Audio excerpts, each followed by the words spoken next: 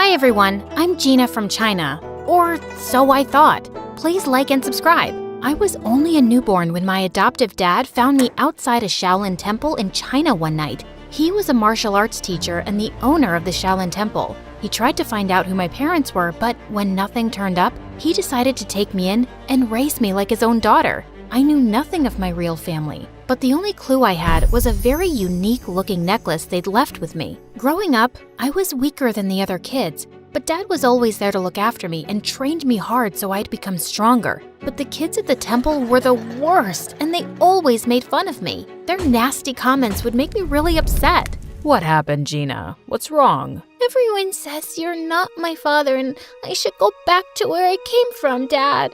Oh, honey, you should not let their words get to your heart. You are my daughter, and you're super strong. But I'm so small. No, you're not. Look at that ant. It may seem small, but see how she's lifting a sugar cube? The same way, your strength should come from your mind and not your body alone. Dad's words always encouraged me, and I started focusing on myself. By the time I turned 8, I had a sudden growth spurt, and suddenly I was taller than most kids my age. With time, even my martial arts skills improved a lot, and I started winning many competitions. But the kids at the temple would feel jealous and try to mess with me all the time. This went on until I was 17, and then one day, something weird happened. I was in the market when I crashed into someone, and all my groceries fell to the floor. Hey, watch where you're going and say sorry. But he just ran off into the alley, and I went after him and pinned him down. Oh God, stop! Are you gonna kill me?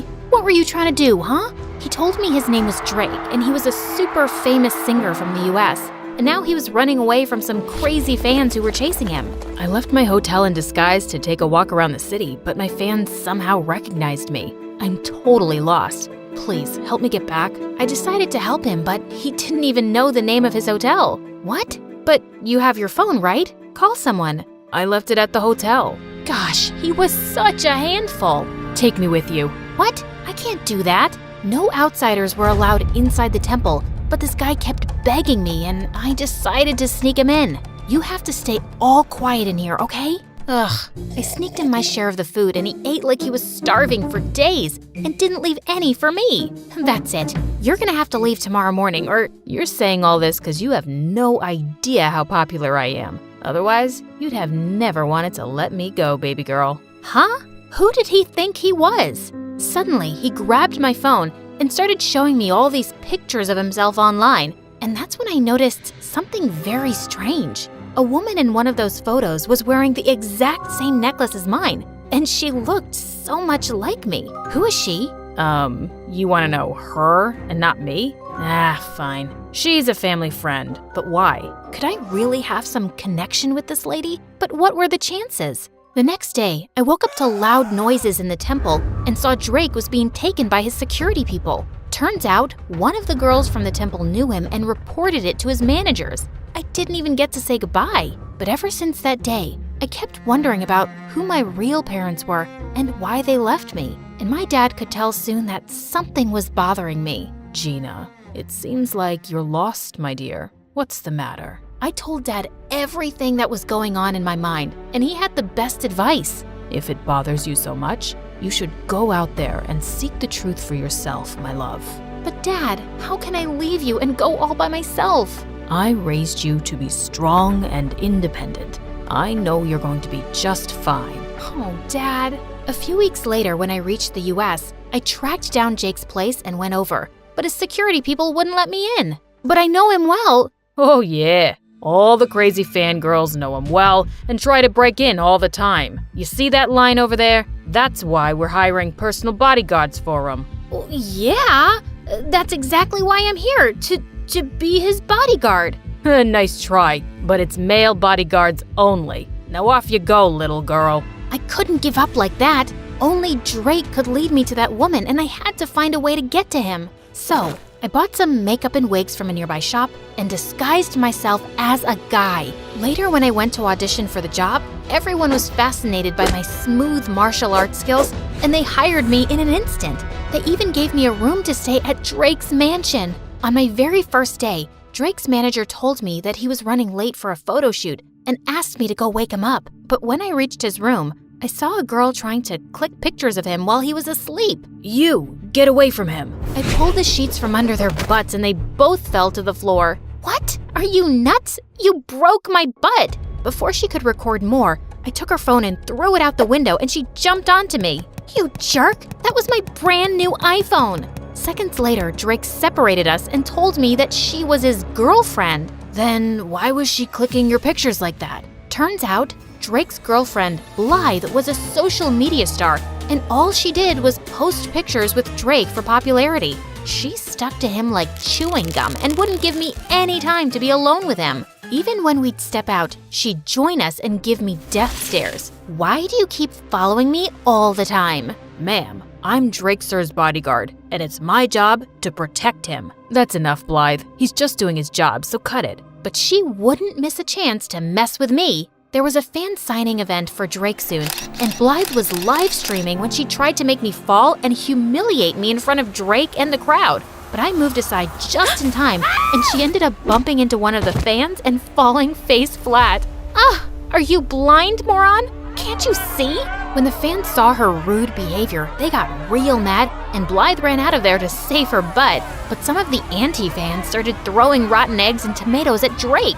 I ran towards him and shielded him from all the nasty stuff and took him inside safely. When all the chaos was over, I realized I smelled gross, and I immediately ran to the washroom. But the moment I started washing my clothes, I heard a loud scream and Blythe came running towards me. You moron! I knew it! You're a pervert and you've been following me this whole time! What? Have you lost your mind? Why would I do that? It's then when I realized I was in the girls' washroom and Blythe pulled me out in front of everyone. I want you to fire this guy immediately, Drake. He followed me into the washroom. I swear, it was a mistake. I was the one who asked him to go and look for you. What? He took my side in front of all those people over his girlfriend, and I had no idea why. So later that night, when I saw him sitting in the garden, I went to talk to him. Hey, are you okay? Yeah, all thanks to you, man. You were the one who came to save me even when Blythe ran away. That's just my job. He then signaled me to sit down, and I did as he asked. Why did you take my side today? 'Cause I knew Blythe was lying. I've known her ever since we were kids, and I know when she doesn't like anyone, she makes a huge fuss about it. But still, she's your girlfriend. Sometimes, I wish she wasn't. I always saw her as a friend, but one day, she asked me out. I said no, but my mom and Blythe's mom are best friends, and Mom said I couldn't break Blythe's heart. But you should have told your mom you didn't love Blythe. I did, but she didn't listen. Like she never listens to me about wanting to quit music for a while. But I thought you loved creating music. I do love music, but I just want to do it at my own pace. But my mom keeps pushing me into advertisements and other projects all the time. Then you should tell her to stop. If you don't like something, you don't have to do it, Drake. You're right, man. I'm just sick of everyone trying to use me for their own benefit. I can't even talk to any of them about this. But I'm so glad I found a friend like you, whom I can trust. Those words pierced my heart. I was staying by his side and lying to him for my own benefit too. Just then, I spotted a mouse running on the ground towards me, and I just squealed loudly and jumped onto Drake's lap. Oh my God, what's wrong? I don't know why I thought something was about to attack you, and I was just protecting you with my body, like a human shield. Just my training, you know? Okay, and is the girly scream part of the training too? Yeah, totally. It's like a war cry to scare the enemy. It's gotta be shrill. Makes sense. You wanna get off my lap now, princess? I jumped off his lap, muttering something, and excused myself quickly. I'd acted like such a moron and almost given myself away. I just couldn't tell him who I was now. He trusted me and would feel so betrayed. So I started keeping an eye on all the women around him by myself, hoping I'd find the woman from the picture soon. And Drake learned to take a stand for himself with his mom and instead started doing things that he loved, like playing soccer. He also started ditching Blythe more often, and we'd sneak out to go on motorbike rides and eat the greasiest burgers across town. Come on, you can't finish a burger? Be a man. I'll finish it, dude. Not all of us inhale our food like you. Wait, you got mustard on your face. And without thinking, I leaned forward and wiped the mustard close to his mouth with my thumb. He just looked at me quietly, and I swear I had butterflies in my stomach. Luckily, just then, his phone started ringing and the moment passed. I was pretty sure he thought I was his gay bodyguard now. A few days later, Blythe followed us to the match and offered to take everyone out for drinks. I quickly sneaked into the shower room first so no one would know my real identity. But just as I was done taking off my makeup and wig, I turned around and saw Drake standing there, and I let out a loud scream. Suddenly, I could hear some footsteps approaching, and Drake pulled me into one of the shower stalls. What the? Stay quiet, or someone's gonna see you. He was so close to me, and my heart was racing. But seeing how Drake didn't look shocked one bit, I could tell he already knew who I was. How long have you known? Almost since the start. What do you think I am, an idiot? Why didn't you say something then? I wanted to see what you were really up to, or how long you'd keep up the act. It's been fun, liar. Drake, I'm sorry. I never wanted to lie to you. I was just trying to find the woman with the same necklace as mine. Huh? What necklace? I told him everything, and when I noticed that the person outside had left, I stepped out to show him the necklace. But I was shocked to see that all the stuff I'd taken off while removing my makeup was gone, along with my necklace. I looked for it everywhere, but I couldn't find it. Calm down, Gina. It must be here somewhere. And I know who the woman in that picture was. But before he could tell me, Blythe barged in with the cops who wanted to arrest me for fraud. Fraud? That's a lie. Oh, come on. You pretended to be a guy and stole expensive things, including my mom's necklace.